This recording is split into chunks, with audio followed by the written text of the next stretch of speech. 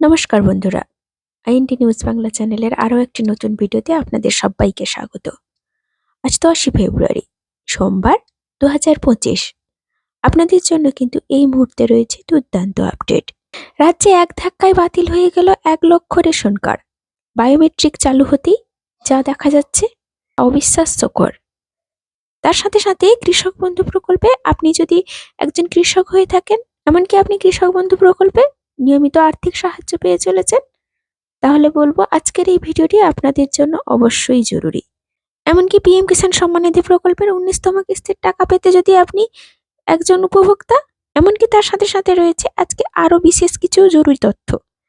এই সমস্ত রকমের গুরুত্বপূর্ণ তথ্যগুলি জানতে অবশ্যই ভিডিওটির সাথে যুক্ত থাকুন। আশা করছি আজকের এই ভিডিওটি আপনাদের উপকারে নিশ্চয়ই আসবে। আপনার মোবাইলে আমার ভিডিওটি যদি প্রথমবারের জন্য এসে থাকে, তাহলে বলবো চ্যানেলটিকে সাবস্ক্রাইব করে থাকা বেল নোটিফিকেশনটিকে অন করে রাখবেন, যাতে নিত্য নতুন ভিডিও আপনি আগে দেখতে পান। তার সাথে সাথে আপনি যদি আমার চ্যানেলটিকে আগে থেকেই সাবস্ক্রাইব করে রেখেছেন, তাহলে আপনাকে জানাই অসংখ্য ধন্যবাদ। দেশের অধিকাংশ মানুষই কৃষিকাজের উপর নির্ভরশীল, আর এই কৃষিকাজের কথা মাথায় রেখেই রাজ্য এবং কেন্দ্র দুটি প্রকল্পের সূচনা করেছে। রাজ্য সরকারের বিভিন্ন জনপ্রিয় প্রকল্পের মধ্যে যেরকম কৃষক বন্ধু অন্যতম, তেমনি কেন্দ্রীয় সরকারের তরফ থেকে দেশের কৃষকদের জন্য পিএম কিষাণ সম্মান নিধি প্রকল্প তৈরি করেছে আমাদের কেন্দ্র সরকার। কৃষক বন্ধু প্রকল্পের মাধ্যমে আমাদের কৃষকরা যেরকম বছরে 2টি কিস্তিতে আর্থিক সহায়তা পেয়ে থাকে আমাদের রাজ্য সরকারের তরফ থেকে, তেমনি কেন্দ্র সরকারও বছরে 3টি কিস্তিতে আর্থিক সহায়তা করে থাকে। কৃষক বন্ধু প্রকল্পে প্রথম কিস্তি সাধারণত এপ্রিল মাস থেকে সেপ্টেম্বর মাসের মধ্যে কৃষকদের অ্যাকাউন্টে টাকা ট্রান্সফার করা হয়, তেমনি অক্টোবর মাস থেকে পরের বছরের মার্চ মাসের মধ্যে দ্বিতীয় কিস্তির টাকাটি ট্রান্সফার করা হয়। কৃষক বন্ধু প্রকল্পের মাধ্যমে যে সমস্ত কৃষকদের জমির পরিমাণ 1 একর বা তার বেশি রয়েছে, তারা কিন্তু বছরে 2টি কিস্তিতে খরিফ এবং রবি মরশুম মিলিয়ে মোট কিন্তু 5,000 টাকা করে মোট 10,000 টাকা ওনাদের আর্থিক সহায়তা পেয়ে থাকেন। এমনকি যে সমস্ত কৃষকদের 1 একরের কম জমি বা ন্যূনতম জমি রয়েছে, তারা 2টি কিস্তি মিলিয়ে 2,000 টাকা করে কিন্তু 4,000 টাকা পেয়ে থাকেন। এছাড়া এই প্রকল্পে নথিভুক্ত 18 থেকে 60 বছর বয়সী কৃষকদের অকাল মৃত্যু হলে তাদের পরিবারকে কিন্তু এককালীন 2 লক্ষ টাকা অনুদান করা হয়ে থাকে। তো ইতিমধ্যে কৃষক বন্ধু প্রকল্পে রবি কিস্তি পাওয়ার পরে আপনারা 2025 সালে যে টাকাটি পেতে চলেছেন, সেটা হচ্ছে খরিফ মৌসুমের টাকা। গত বছর খরিফ মৌসুমের টাকা আপনাদের ব্যাংকের অ্যাকাউন্টে 13ই জুন ক্রেডিট করানো হয়েছিল, কিন্তু বিভিন্ন সূত্র মারফত যে খবরটি পাওয়া যাচ্ছে, 2024 সালে বিভিন্ন রকম প্রাকৃতিক দুর্যোগে অনেক ফসলের ক্ষয়ক্ষতি হয়েছে। তাই কিন্তু এবারে 2025-এর প্রথম কিস্তি অর্থাৎ খরিফ মৌসুমের টাকা আমাদের কৃষকরা কিন্তু এবারে এপ্রিল মাসে পেতে চলেছেন। এটা কিন্তু সূত্র মারফত জানা যাচ্ছে।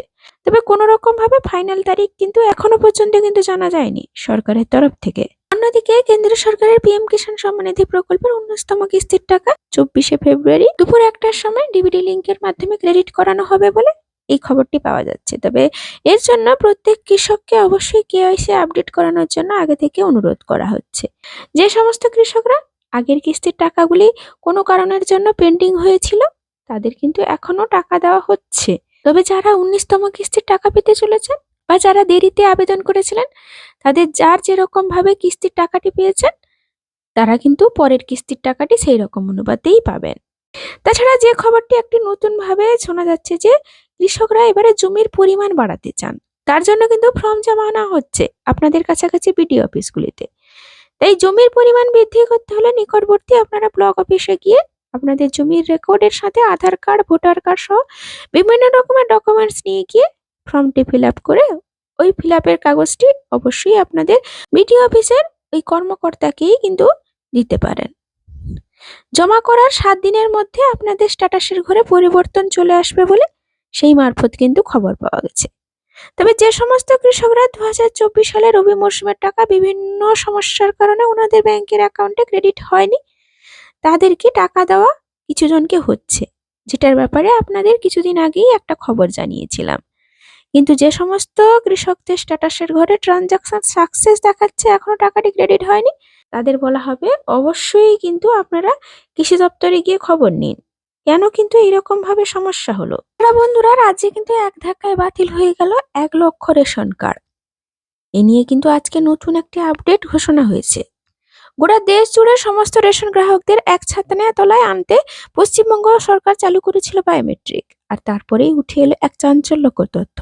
জানা যাচ্ছে বায়োমেট্রিক চালু হওয়ার পরে কোচবিহার জেলায় বাতিল হয়েছে প্রায় 1 লক্ষ রেশন কার্ড, অথচ এই রেশন কার্ডে আগে নিয়মিত রেশন তোলা হয়েছে।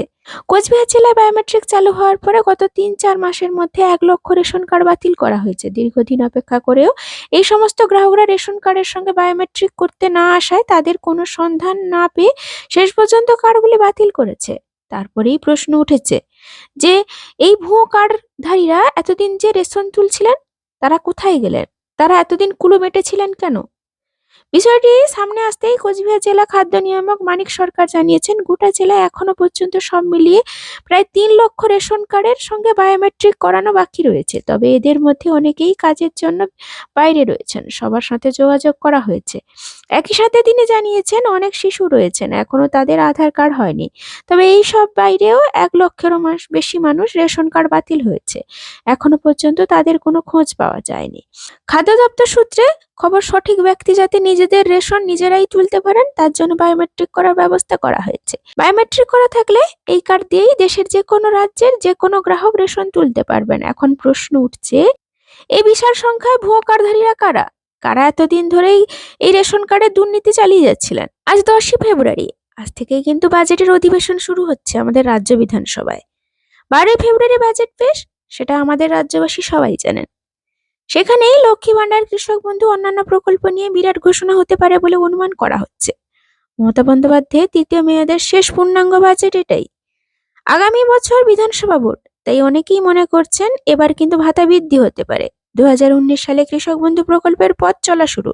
দ্রব্যমূল্য বৃদ্ধির ফলে রাজ্যের কৃষকদের চাষাবাদ করতে আর্থিকভাবে বেশ সমস্যায় পড়তে হয়েছিল।